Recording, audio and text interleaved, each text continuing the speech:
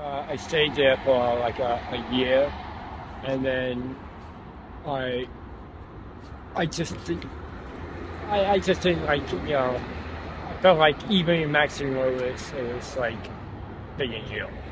Like this is how jail would feel, and I value my freedom. I was fortunate enough to be in a hotel for about half of the storm, and then the other half we were able to sleep. They had the warming center open, and because of the storm, they were letting people camp out on the back loading dock where they have cover from the rain, but it's a very, very small area, and they had a lot of people there. And then once the flood warning was gone, they were kicking everybody out again.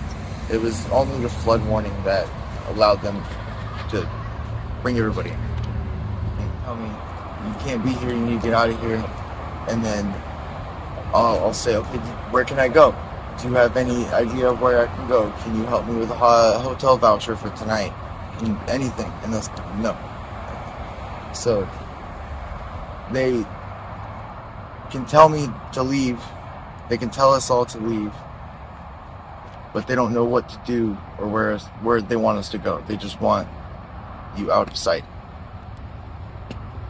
It hurts because it feels like we're an entire community that is given no thought or a passing glance or anything. It's so very not true. I've been trying to change my situation since my mom got housing. It was one of the things I talked with John Clevens and Koznek about years ago when they asked him. They came up to me years ago and said, "How can I help you?" And I said, "If you can help my mom, then you'll be helping me. Once you guys help my mom, then I can get back on it because I'm capable of working and capable of working.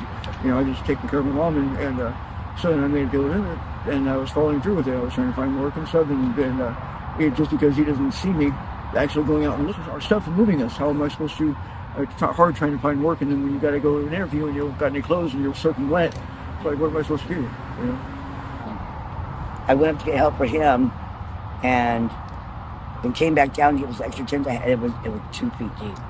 It was 2 feet. It was rising so fast, and I told the guy on top, I said, "You have to go get Paul. That's the name, Paul. He's gonna drown up there, man. You got to go get him out of there." And you call for a bed one night, and you don't have one. Know where we're supposed to go, and there's no bed at Prado for us.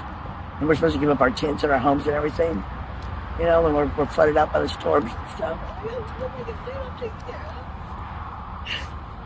fucking hard, dude. It is hard. It's hard, so hard. I just want to end it. I can't. I'm just going to jump up on a bridge or something, man. There's no help or resources out there for me. I mean, they say there are, but there really isn't.